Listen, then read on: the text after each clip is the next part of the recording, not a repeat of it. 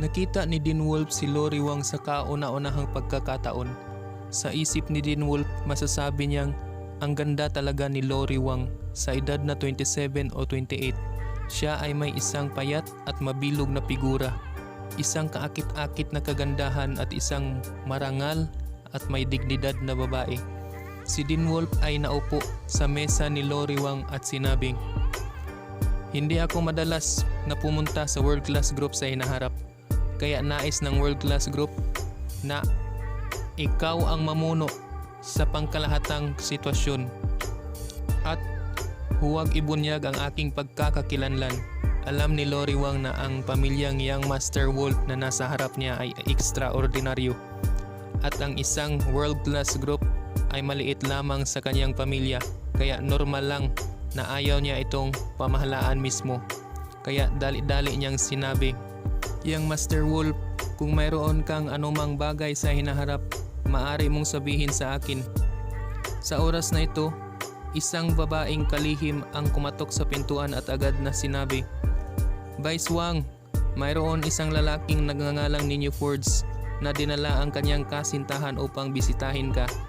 Agad sumagot si Lori Wang, "Nakilala ko ang mga panauhin, pahintayin mo muna sila." Kaagad nagtanong si Dean Wolf, "Alam mo ba si Ninyo Fords?" At sumagot si Lori Wang, "Ang pamilya ni Ninyo Fords ay kasosyo sa ilalim natin at ang kanilang pangunahing negosyo ay nakasalalay sa atin. Palaging sinasabi ng kanilang pamilya na bibisita sila at maraming beses na silang naririto." Malamig na sinabi ni Dean Wolf, "Mula ngayon, ang world class group ay hindi na magkakaroon ng business dealings kasama ang Fords family. Ang lahat ng mga ongoing at preparatory cooperation ay isuspindi. Kung ang Fords family ay maaari pa ring kumita ng 1 sentimo mula sa world class group, ikaw na representante na tagapangulo ay ihinto ito." Nang marinig ito ni Lori Wang, biglang takot ang kanyang naging ekspresyon. Hindi niya kailangang tanungin upang malaman na ang isang tao mula sa pamilyang Fords ay nag-open sa kanyang Young Master. Kaya tumango na lang si Lori Wang at kaagad na sinabi, "Master, huwag po kayong mag-alala. Mag-uutos ako ngayon ng ang lahat ng kooperasyon sa pamilyang Fords ay ihinto." At agad sinabi ni Dean Wolf, "Sabihin sa kanila na ang world class group ay hindi na makikipagtulungan sa mga mabababang kalidad na basura at pagkatapos ay hayaan silang paalisin ng mga security guard."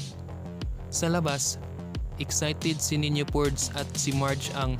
Palaging nais ng pamilyang Fords na magiging isang madiskarteng kasosyo ng world class group, kaya lalo silang umaasa na mapalapit kay Lori Wang. Ngunit hindi inaasahan, ang isang kalihim ni Lori Wang ay dumating kasama ang mga security guard. Hindi napigilan ni Ninyo Fords na tanungin siya, "Kumusta? Magkakaroon ba si Vice Wang ng oras upang makita kami?"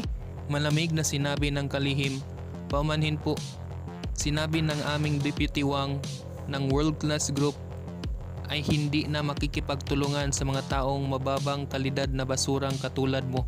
Mula ngayon, kinansila na ang lahat ng kooperasyon sa iyong pamilya." Nabigla si Ninyo Fords at kagad na tinanong, "Anong sinabi mo?" Sa sandaling ito, natigilan si Ninyo Fords at naguluhan. Bakit pamilyar ang mga pangungusap na ito? Napagtanto niya nang siya ay nasa paradahan, sinabi ni Dean Wolf ang eksaktong katagang iyon. Agad na tinanong ni Ninyo Fords ang kalihim, "Anong ibig sabihin ni Vice Lori Wang? Dapat ba nating ihinto ang pakikipagtulungan sa pamilyang Fords? Ano nangyari?" Naramdaman ni Ninyo Fords na sumiksik ang utak niya. Tapusin ang kooperasyon?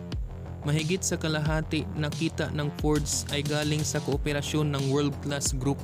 Kung matatapos ang kooperasyon, hindi ba mapuputol kaagad ang lakas ng pamilyang Fords? Hindi niya matanggap ang realidad at sumigaw, "Gusto kong makita si Vice Wang. Gusto kong tanungin ng harapan si Vice Wang." Malamig na sinabi ng kalihim, "Paumanhin, hindi ka makikita ng aming Deputy Wang at hindi ka papayagan na makapasok sa world class group sa hinaharap." At sinabi ni Ninyo Fords, "Kusa mo ba akong nilalaro? Kami ay isang pangmatagalang kasosyo ng world class group. Paano natin matatapos ang kooperasyon tulad nito?" Hindi siya pinansin ng kalihim at direktang sinabi sa security guard na nasa paligid niya, "Palabasin niyo siya." Sumugod ang kapitan ng security guard, hinawakan ang pulso ni Ninyo Fords at pagkatapos ay pinilipit ito sa likuran niya.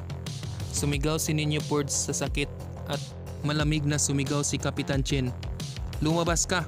Kung maglakas loob ka upang gumawa ng kaguluhan sa World Class Group, mag-ingat ka nang ikaw ay maitapon ko."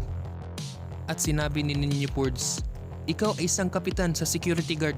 Maglakas loob na sumigaw sa akin? Alam mo ba kung sino ako?" Sinampal ni Kapitan Chen si Ninyo Fords at sinabing, "Sa harap ng World Class Group, ano ka?" Naramdaman ni Ninyo Fords ang sakit ng pagsampal sa kanyang mukha. Nang nagalit siya, ay biglang nag-ring ang kanyang cellphone. Ang tawag ay galing sa kanyang ama. Nang kumonekta ang telepono, isang galit na ugong ang nagmula sa kabilang panig o linya. "Ninyo Fords, ano ang ginawa mo kay Master sa labas? Ngayon, nais ng World Class Group na kansilahin ang lahat ng kooperasyon sa atin. Sino ang naupin mo sa labas?" Masungit na sinagot ni Ninyo Fords, "Dad, wala akong nasaktan kahit kanino. Ngayon ko lang binisita si Vice Wang, pero hindi pa kami nagkita ni Vice Wang." Agad na sumagot ang ama ni Ninyo Fords na ang mga tao ng World Class Group ay nagsabi na ang dahilan na hindi na nila ipagpatuloy ang kanilang pakikipagtulungan sa pamilyang Fords ay dahil lahat kayo ay hindi kwalipikado at mababang kalidad na uri ng basura. Ngayon, ang pamilya ay nagdusa ng mabigat ng pagkalugi dahil sa iyo. Kaya magmadali kang bumalik dito at personal na ipaliwanag sa iyong lolo. Si Ninyo Fords ay hinimok palabas sa gate ng World Class Group ng mga security guard sa lahat ng paraan. Hawak ang kanyang cellphone na may sorpresang ekspresyon sa mukha. Bigla niyang naisip si Dean Wolf at hindi mapigilang tanungin si Marge, "Marge, dahil ba ito sa basura mong bayaw? May kinalaman ba siya sa World Class Group?" At sinagot ni Marge, "Ha?" Si Marge ang ay nagulat sa mga sinabi ni Ninyo Fords na inisip ito ng mabuti. Maaaring sa katunayan ay naiugnay ito sa kanyang bayaw na lalaki sa basurahan. At nagsalita si Marge, "Gayunpaman, isa lang siyang walang kwentang basura. Paano siya maaaring may kinalaman sa World Class Group?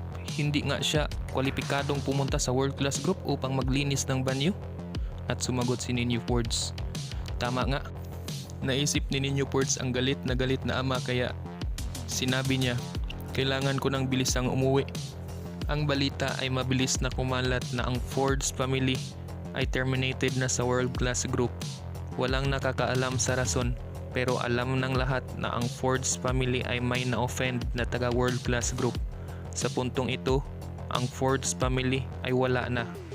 Ang strength ng Fords family ay bumagsak ng higit sa kalahati.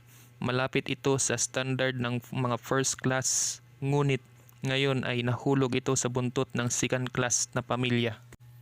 Nang marinig ng matandang Lady ang balita, nanginginig siya sa galit. Nais niyang ipagwalang bisa ang kontrata ng kasal ni na Marge Ang at Ninyo Fords, ngunit naisipan niya na mas prominente pa rin ang Fords family kaysa Ang's family, kaya pansamantala lamang niya itong ibinigay. Sa oras na ito, sa office ni Lori Wang, natutunan ni Dean Wolf ang buong proseso at hinangaan ang kanyang estilo. Kaya sinabi ni Dean Wolf, "Lori Wang, ang ginawa mo ay napakaganda. Simula ngayon, doble ang sweldo mo." Nagulat si Lori Wang at natuwa. Nagmadaling tumayo at yumuko kay Dean Wolf at sinabing, "Salamat po, Young Master Wolf." Tumango si Dean Wolf at sinabi, "Gayon din, nais kong ipahayag mo ang dalawang bagay." Sumagot si Lori Wang, "Master Wolf, sabihin mo." At nagsalita si Dean Wolf. Ang unang bagay ay ipahayag ang pagbabago ng pamay-ari ng World Class Group at ang appointment ng bagong chairman. Ngunit huwag ibunyag ang pagkakakilanlan ng bagong chairman, ngunit ang apelyido lamang na Wolf. Ang pangalawang bagay ay ipahayag na ang World Class Group ay mamuhunan ng $2 bilyong sa town of Waikiki upang magpatayo ng isang 6 stars hotel. Sa parehong oras ay maglunsad ito ng isang bid sa kasosyo. Ang mga kumpanya ng konstruksyon at dekorasyon sa Town of Waikiki ay maaaring lumahok sa pagbid. Ang pangunahing negosyo ng Ang's Group ay dekorasyon. Pangarap ng matandang Lady Ang na malakip sa big ship sa larangan ng pagnenegosyo. Ang sinumang makakuha ng bid ng World Class Group ay karapat-dapat sa Ang's Group. Ang World Class Group ay kailangan ng kasosyo at gustong panalunin ni Lady ang bid dahil marami silang benepisyo. Ang dalawang balita ay nilabas ng World Class Group at pinakalat sa buong Town of Waikiki. Narinig na ang World Class Group ay nagbago ng chairman kaya naunawaan ng Ang's family kung bakit inalis sa listahan ang Ford's family sa World Class Group. Mukhang ang bagong may-ari ng World Class Group ay hindi masyadong iniisip ang pamilyang Fords. Ngunit sino si Master Wolf? Masyadong mahusay ang taong ito. Ang World Class Group na may thousands of billions of dollars. Bumili at bibili pa. Ang pinakamayamang tao sa Town of Waikiki ay hindi kasing laki niya. Hindi mabilang na mga pamilya ang on the move. Sabik silang magkaroon ng relasyon sa misteryosong si Mr. Wolf. Hinangad din nila na pakasalan ng kanilang anak si Mr. Wolf. Bilang karagdagan, nais ng World Class Group na mumuhunan sa isang proyekto sa hotel na $2 bilyong na yumanig sa buong industriya ng konstruksyon at dekorasyon ng buong Town of Waikiki. 2 bilyon. Bibili lang ng kaunting natitirang materyales at maaari kang makakuha ng limpak na salapi.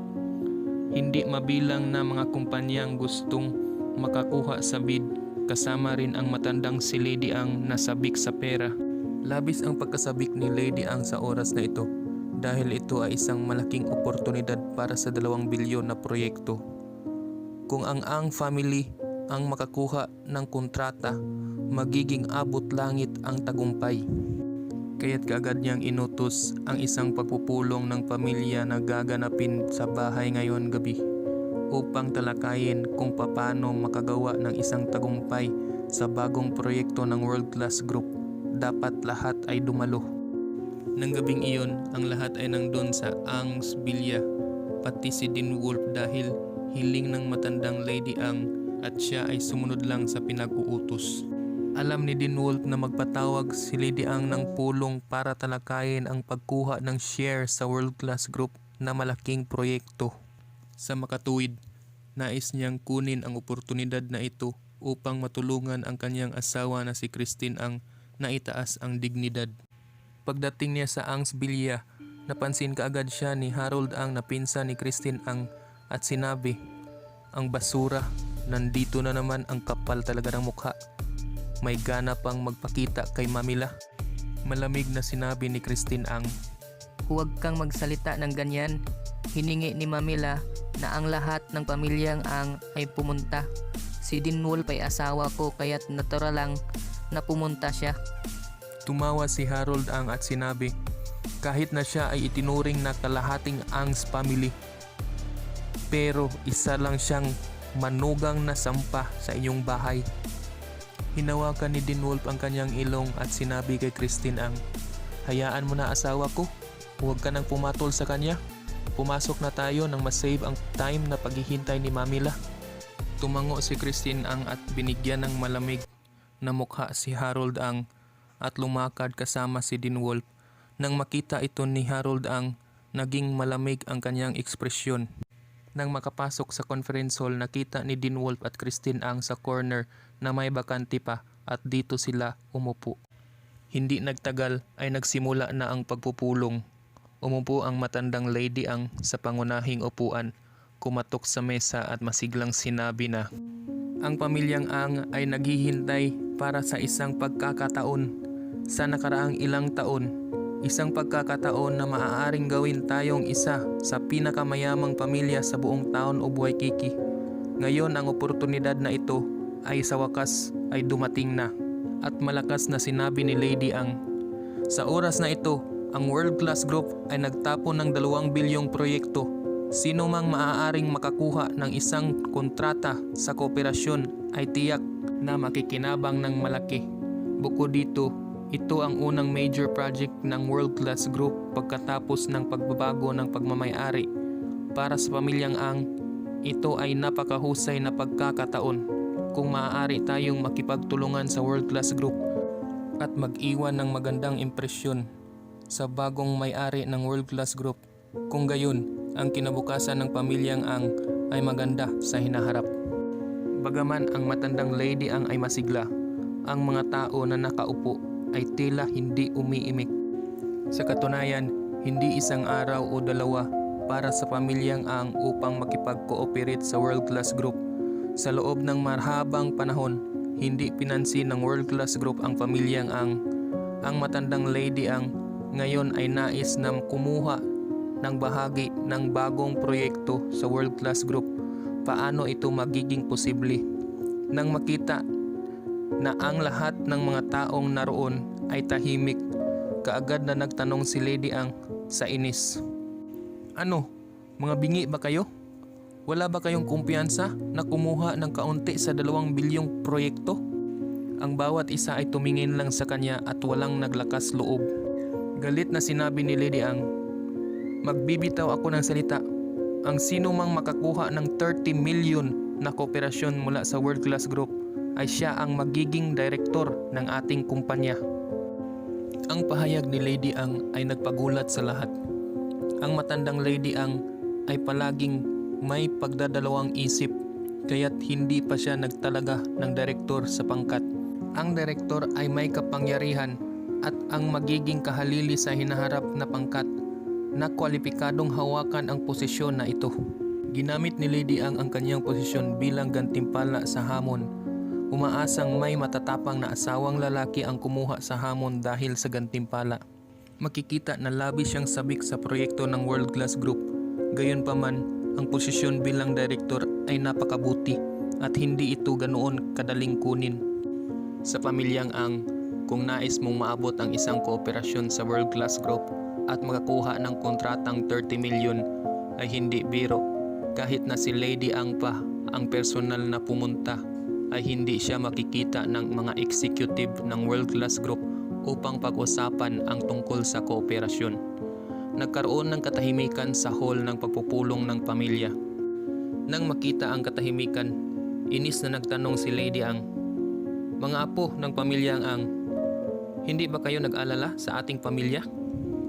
Pagkatapos magtanong ay direkta siyang tumingin kay Harold Ang at sinabi, "Harold Ang, ipaubaya ko to sa iyo." Tumawa si Harold Ang at sinabi, "Mamila, kahit ang kumpanya ni Ninyo Fords ay tinanggal na sa listahan ng World Class Group. Ngayon, ang ating lakas sa World Class Group ay mas hamak na mas mahina pa kaysa pamilyang Fords. Paano natin makukuha ang kontrata mula sa World Class Group?" Agad na nagmura si Lady Ang, "Basura, paano mo tanggihan ito ay hindi mo pa nga nasubukan? Mas basura ka pa kaysa kay Dean Wolf na basura." Sa katunayan, ayaw ni Lady Ang na bumaba sa pangalawa o pangatlo ang kanilang angkan. Pangarap niya na umakyat sa mataas na antas at ang proyekto ng World Class Group ang tanging pagkakataon. Kahit na gaano kahirap ito ay hindi siya susuko. Naisip niya si Harold ang panganay na apo ang gagawa. Hindi niya inasahang tatanggi ito.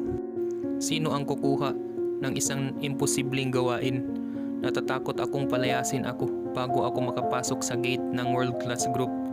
Sa pagkakataong ito, nabigo si Harold Ang sa gawain at pinagtawanan siya dahil sa pagkabigo, kaya hindi siya pumayag sa utos ng kanyang lola. Sumigaw si Lady Ang, "Nasaan ang iba?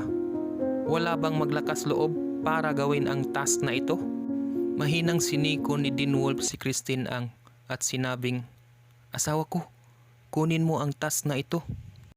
Binulungan ni Christine Ang si Dean Wolf at sinabing, Nababaliw ka ba?